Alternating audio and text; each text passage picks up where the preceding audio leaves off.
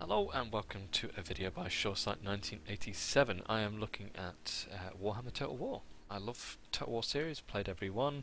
Actually, that's not true, I haven't played the Napoleon one, but generally I quite enjoy these. So I'm playing the Dwarf campaign, and I guess there's just a few kind of tips that I hadn't noticed before that people haven't really talked about that I kind of want to add into here. So the first one is diplomacy. It's not always kind of easy to set up a diplomacy with people around you. It's obviously making sure you've got the right trade routes. But the other one as well is with each of these groups is the join confederation. What you need to be aware of when joining a confederation, despite how likely it is that you will one take on those people's units. Looking at kind of strength rank, for example, will tell you the likelihood as well of them, but you also get like a little scroll beforehand telling you how likely it is that it's going to happen. So this one says moderate, at the bottom there. So that's kind of one thing. When you form a confederation, your clan will suffer a -8 obedience. So your villages that already have public order, they will take a hit of -8, and a -40 diplomatic relations with other groups of your race, and that applies to all groups. So that's something to kind of be careful on. Number 2 is the character development. So as you rank up, your character has the opportunity to develop skills. Now, what I've only just noticed myself is that to the right of each skill there are a number of dots. Now, some skills don't have it, like the Inspiring Presence here only has 1 dot. I don't know how well you can see that, but for example, Axe Lord here has 3. Now, if you notice there, it says Axe Lord, so I've used 1 point. It says melee defense +3 for dwarf warriors and miners. It says next level. Now, I didn't realise you actually can put multiple points into each of these things. May sound a little bit simple, but I've been playing this now for about 10 hours, not even realised that was the case. Furthermore, on skills is the quest line at the top. So up here, you've got a number of kind of unique quests that allow you to gain certain powerful artifacts. Now, for example, the Axe of Grimnir here, it says this request will automatically begin at rank 8, so it kind of always gives you a prerequisition of those things, as well as if you can see in red, it says available after unlocking Rally, for example. So it's kind of straightforward skill progression side of things. As part of the storyline, you get a few random quests which give you war gear, which again you can assign on these slots here once you've got it. Same for the banners and runes as you pick them up. You can also look at your character's traits, how much up gear, and kind of all the other stuff. Battle effects, campaign effects, blah blah blah.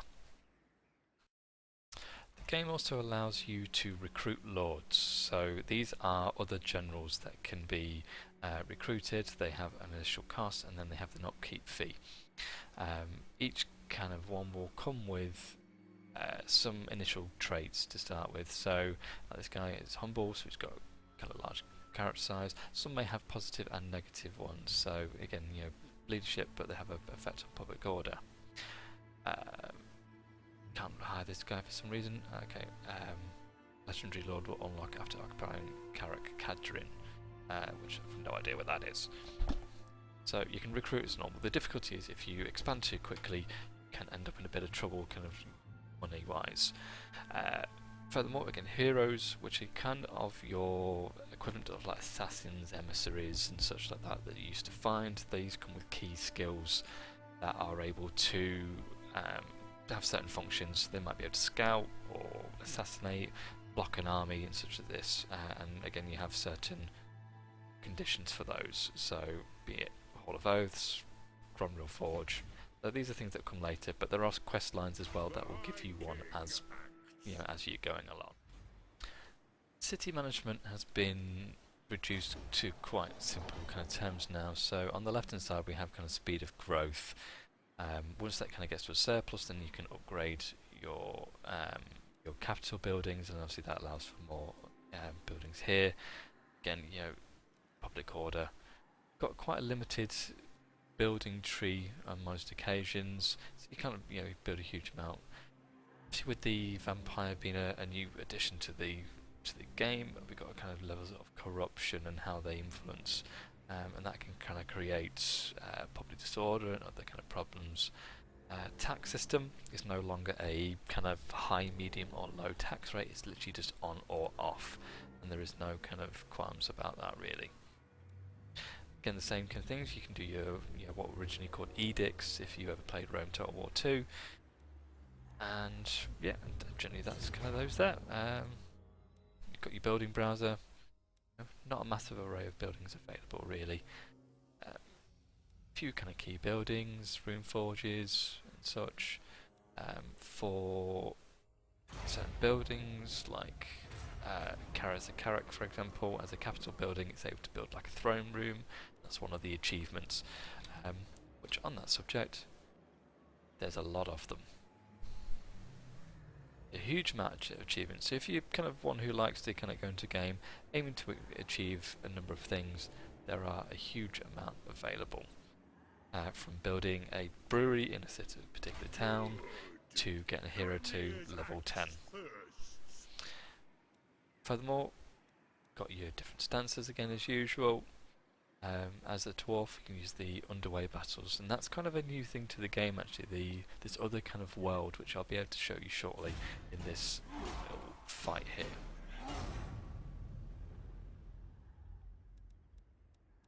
So here we can change the movement of things if we want to, speed it all up. Okay, so this is a quest that I've got issued. Ward, I get the Dragon Helm. I also get a hero recruited at Karak, which is a runesmith. So let's jump into that. As before, you get your little notices here on the left. So this is letting me know that the population here has had a boom. I can increase. Building the same thing, again, your city has to be on a certain tier level in order to be able to build further. And the same as if once you have one building in an area, having a second one of it, such as any sort of recruitment based thing, has a nullified effect. So if you can see there, it says this building has already been constructed in this province. Constructing another may not provide any additional benefits. So essentially pretty pointless. Unless it gives you a sort of garrison or public order bonus, essentially it is pretty unworthwhile really. So this gives you an example of some of the things that you can build here. Unlike, I used to struggle with Rome Total War to find out kind of what units a building would give, and this kind of tells you quite clearly here, and it gives you some stats in the top left already, tells you all about them, so that's kind of a positive thing straight away, that it gives you kind of that knowledge pretty freely. So just to get started, I'm going to put a siege workshop there, and I'm also going to upgrade that, and that's left me no other options, so do this quest if I can get in there, which unfortunately my guys cannot move enough, so I'll see you shortly on. Okay, so we're in the deployment phase on a battle at the moment, so I'm going to expect a few kind of ambushes and things kind of appearing in a bit, but this is the underground, so as dwarves and goblins and orcs can kind of delve underground, this is kind of the battlefield they find themselves on if they come across what's called an encounter. So if an enemy army is using the underways, then there's a possibility to be able to kind of catch them and intercept them, which you end up with a battlefield like this. Things to kind of note, such as siege weapons. Siege weapons are line of sight. If, for example, the enemy is fairly close, that improves the accuracy of siege engines, but also they do need travel distance, so if they're shooting over a hill, the rocks will hit the hill. I mean, in a moment I'll be covering friendly fire and such, but another thing to notice is what's called vanguard deployment. So people with a vanguard deployment ability can deploy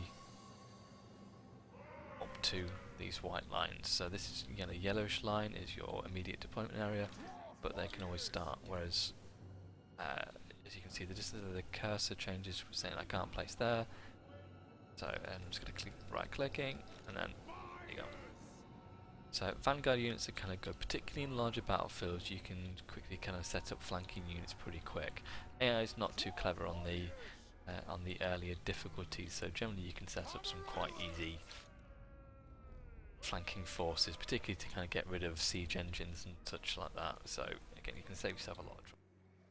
So I've now got myself a hero, which this will feel a little bit backwards because I've just beaten the quest that you'll be watching at the end of this video. But as part of the quest outcome, I've managed to get myself a hero. Now these heroes, I mean this is a runesmith in this case, so they have certain things that they kind of contribute and you can get them to target certain groups, and then they have kind of like certain outcomes, and you can see there, you know, there's positive outcome, negative, and about the influencing factors on there. Generally they act as their own heroes. In a fight they'll be active as any kind of normal unit. They've got their own stats, equipment that they can be offered, you can equip. They also have their own skills. So at the top tends to be combat based skills, and the bottom tends to be their skill related ones. That's kind of heroes for you really. This one doesn't get a great deal. Usually at the top here you'd end up with kind of other forms of equipment, so like the goblins later on, you might find mounts up here, particularly for like the orcs as well. It's the same. You might find certain mount types. So yeah, unfortunately the videos from YouTube have been a little bit misleading in terms of kind of what you can get straight away, but nonetheless it's a developing game. It's about kind of building up big ass armies and going to war.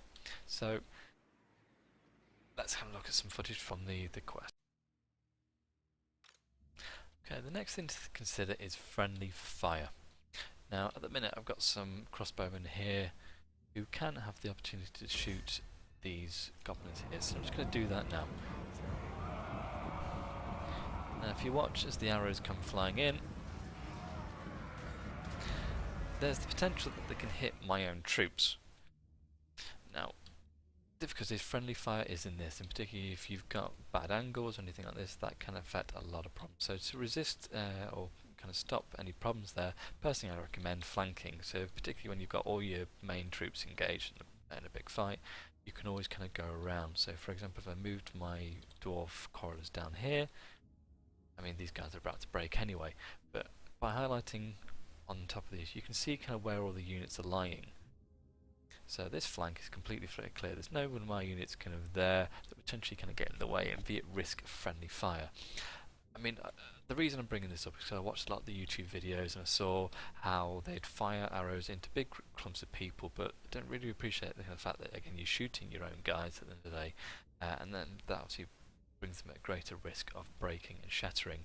In terms of shooting larger units or individual units such as like this lord here, I mean he's pretty big, so he's an easier to hit target. The ammo will be slightly more clustered and less spread, so there's less likely of a chance of hitting your own troops. But kind of smaller enemy units, when I can find their lord, here we go, like this guy here. If he gets lost into a group of mobs, then or your own troops, then again he becomes a bit more difficult to hit. So you just got to be careful with that friendly fire. Particularly later on when you get like gyrocopters who will be going onto this base, not onto the space, onto this quest, they drop bombs and they can kill your own men.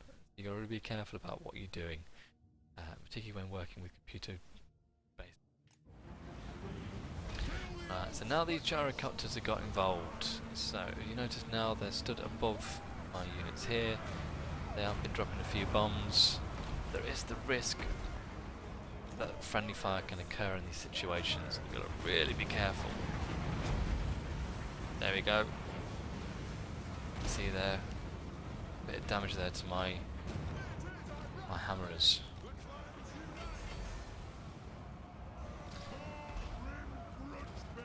They are exceptionally powerful nonetheless.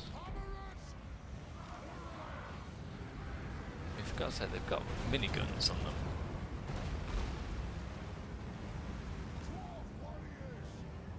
How can you not love miniguns on a helicopter?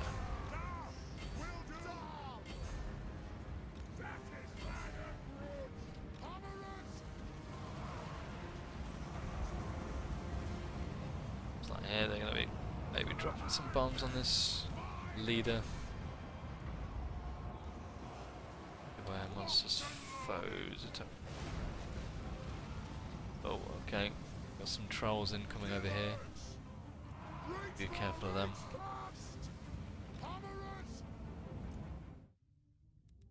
Let's remind myself. Hammers are good against. Screw it. Let's give it a go.